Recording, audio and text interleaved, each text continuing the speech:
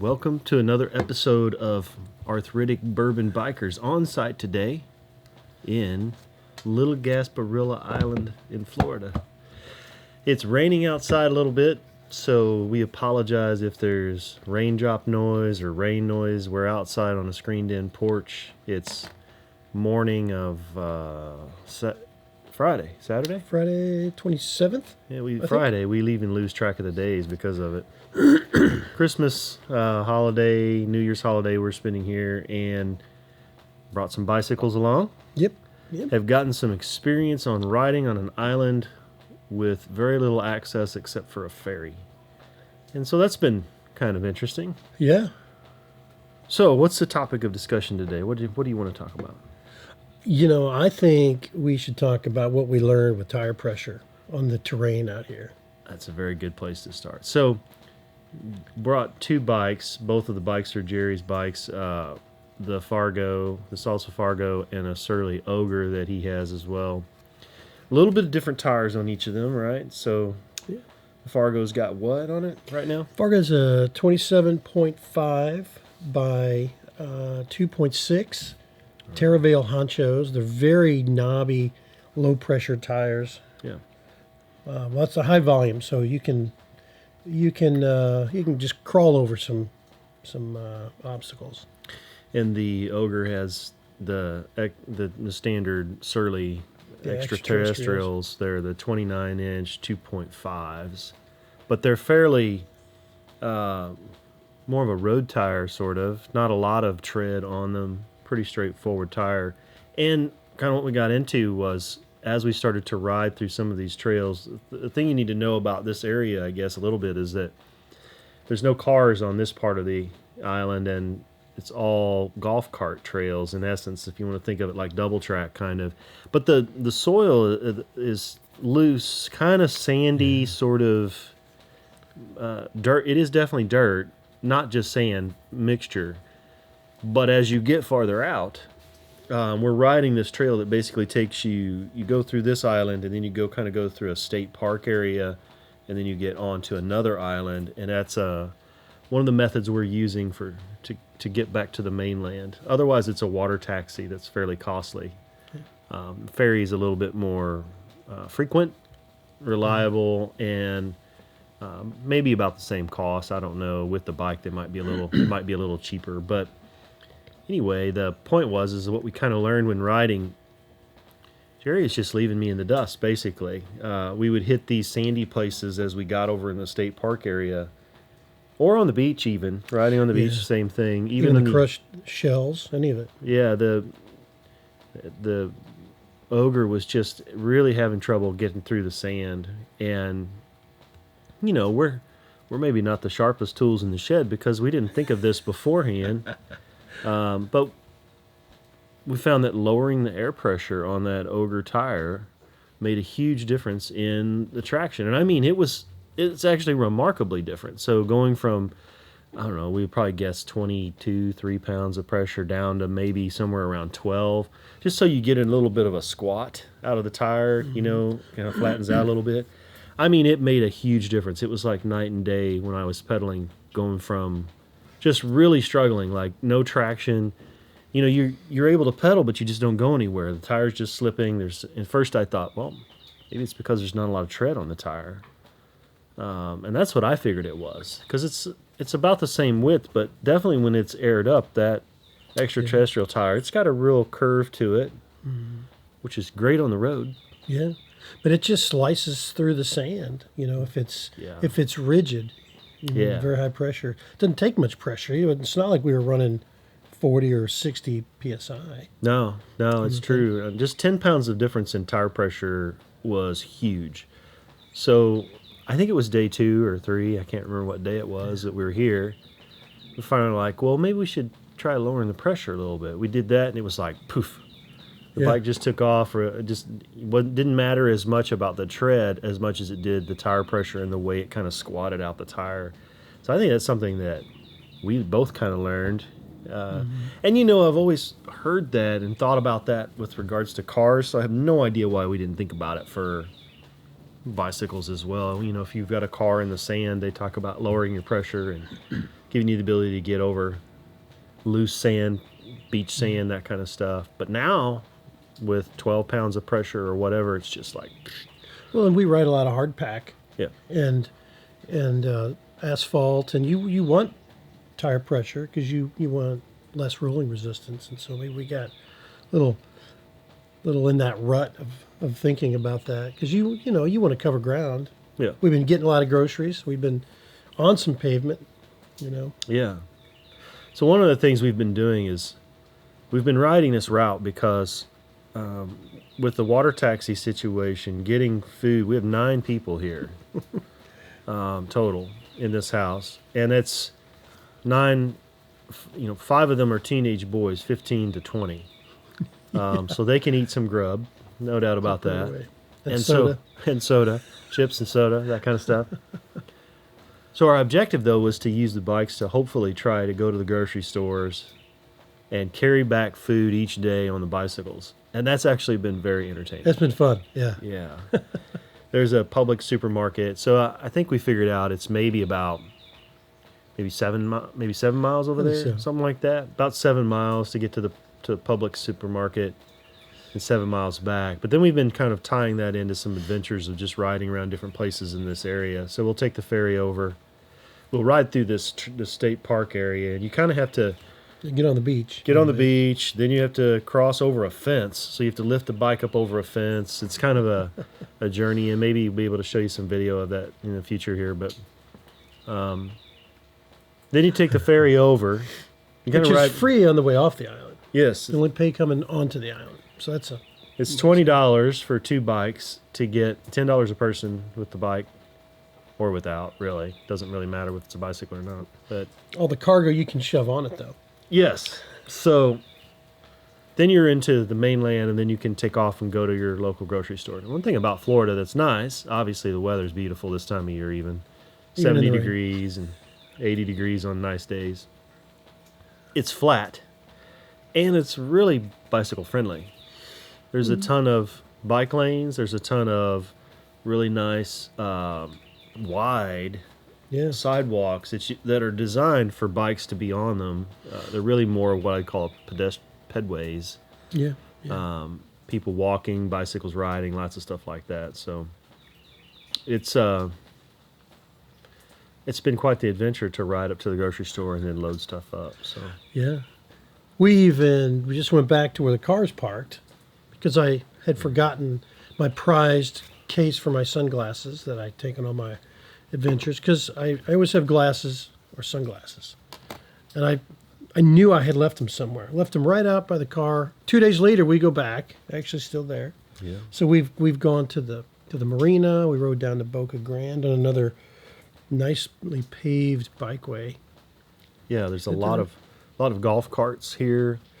That's a popular method of transportation depending on where you're at. A lot of bicycle, and lots of folks just walking too. But the motorists seem to be aware that there's a lot of cyclists here. There's a lot of good cycling lanes. You just have to be aware of a few things. Things like you almost always need some cash on you for like ferry crossings, bridge tolls, things like that. The marinas, lots of places here only take cash. Small cash economy. It's interesting. Yeah, so you have to be aware of that. But otherwise, man, you can really get around. It's flat. It's flat as a pancake here, so you can buzz all over and really get some miles in. I think we estimated yesterday we did about 32. We went and rode some little trail that takes you up north, and so, well, I guess it'd be more east. But anyway. Yeah. The other thing that's interesting, too, is on the island with all the golf cart track, it's just dirt, sand roads with holes everywhere. Yeah. So every time it rains, you've got to navigate the holes. And so we pedaled through some puddles that our feet were submerged. Yeah. Interestingly, didn't expect that. There's been some serious rain here.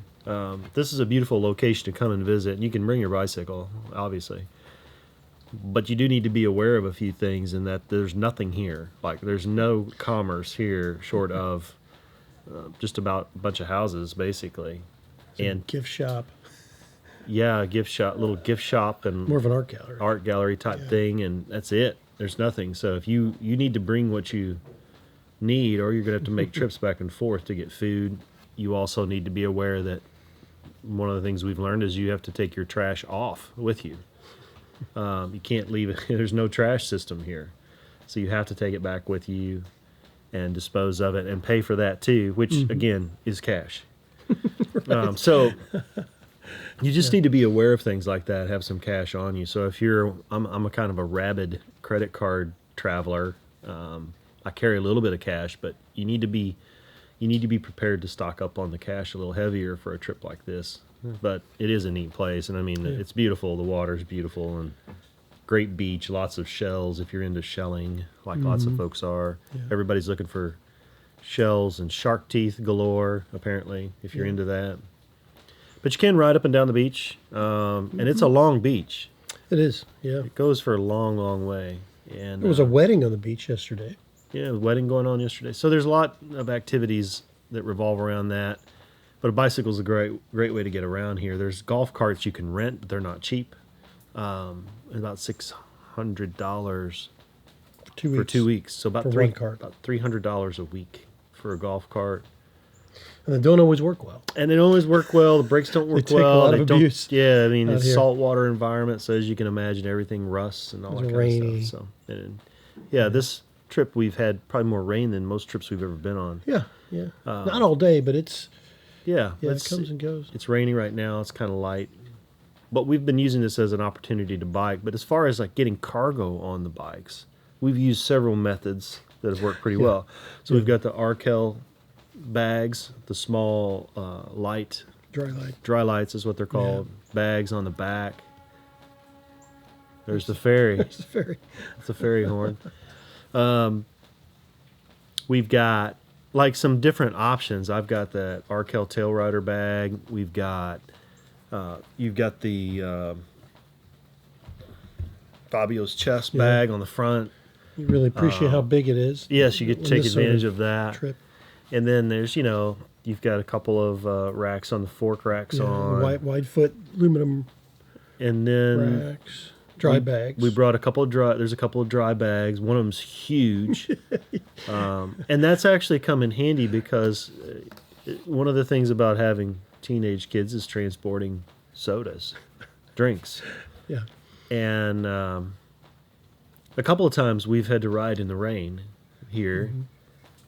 And, sodas in those cardboard containers with the cans inside, those 12-pack containers, if you've seen them, they'll fall apart if they get wet. So we were shoving those in a dry bag and then putting the dry bag on top of the rack. Yeah. Lots of things on those fork racks. Yeah. A variety of ideas have come up there. A big jug of salsa went on there one time. A big thing of cranberry juice. Yeah. A pineapple. Some Absolute vodka on the other one. Sunscreen. Yeah.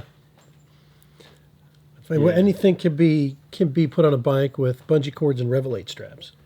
Yeah, those, and I know there's multiple people that make them, but those Revelate straps, those rubber straps with the cool hook on them, those things are so handy. I know lots of you probably have them already. Different lengths. Wow, they've been really pretty handy. I recommend having a couple different lengths of them because then you don't have to worry about the tail. If you put on a big bottle, Yeah.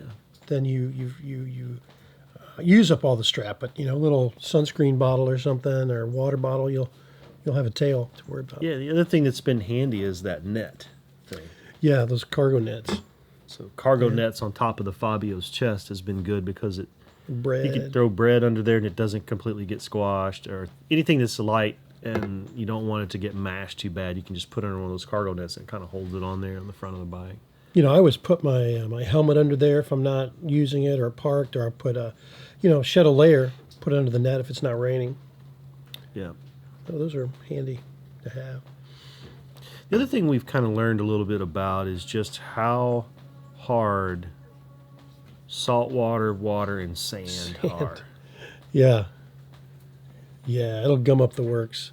So in a big way. Each day, pretty much, off and on, we've tried to do it about every day. We've tried to wash off the bikes because everything here, even the air, is salty.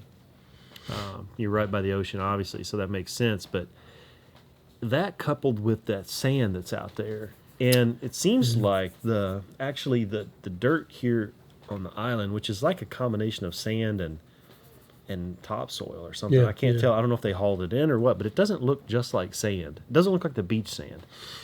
It's definitely heavier than the beach sand. The beach sand's a little more powdery, I'd say.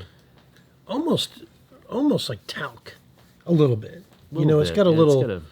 I don't know. It's an interesting consistency, and I'm sure maybe they hauled a lot of this in for the cart paths so that the golf carts could more easily drive on these paths. That's my guess, because they probably don't do as well on the beach sand as they would this stuff that they have out here.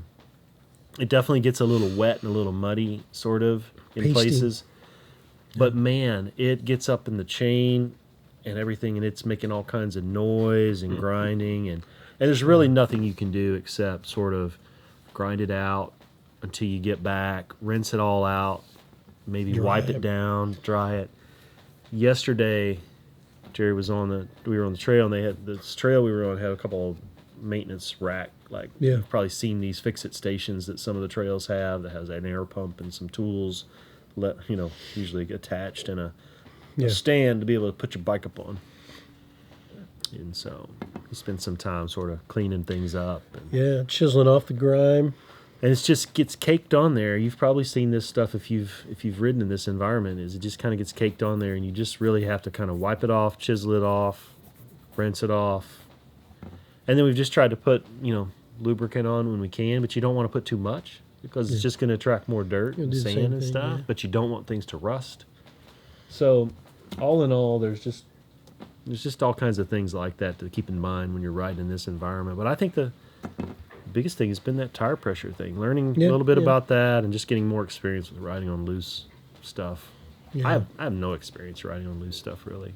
When I talked to Walt's Bike Shop about it, because I've already been down here once with at least the Fargo or somewhere nearby, and it makes a mess. So I got back, my chain's not right. I had to have all kinds of work done on the drivetrain. They assured me it's fine. You just have to get used to the fact that you're going to go through chains. You're going to have some wear and tear, some rust that sometimes you may have to deal with. The parts.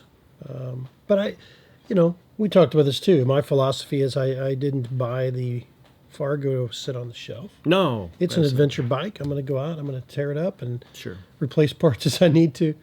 It's kind of like a truck.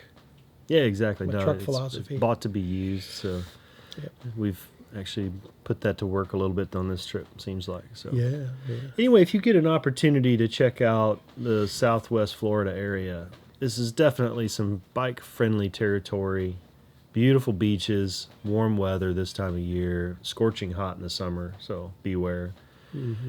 But bring some cash, because you're going to need it, and be ready to be patient with ferries and all kinds of other stuff. But really, they're pretty accommodating. Everybody's been real friendly, easy to get along with. And there's some beautiful state parks and trails, lots of paved trails. Holy cow. Nicely paved trails here to ride. So if you're a road biker even, you could bring your road bike and really get around pretty well in a lot of places here. But if you want to ride some of these barrier islands and, deal with some of the beach stuff, just probably, I bet you could get by with 2.3 tires, 2.4 tires, something like that. Lower the pressure a little bit, makes a big difference. Huge difference. You'll still have to walk it through a patch of real loose sand periodically, but that's part of the adventure, part of the challenge also, I think. Yeah, so if you get a chance to come down here, take advantage of it. It's a beautiful place.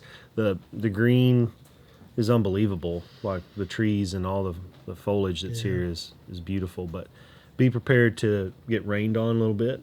Almost every day we've had rain of some sort at varying times. And in the summertime, you can just about count on an afternoon rain every day.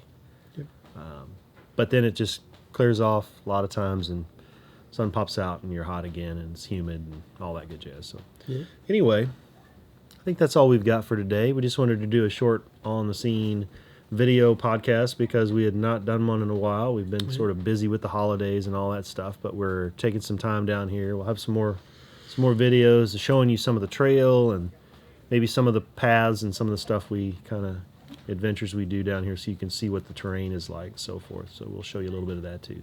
Anyway, thanks for watching. see you again soon. This will be up on all the podcasts that we're connected to through Anchor. So thanks for listening and or watching, and we'll see you again soon.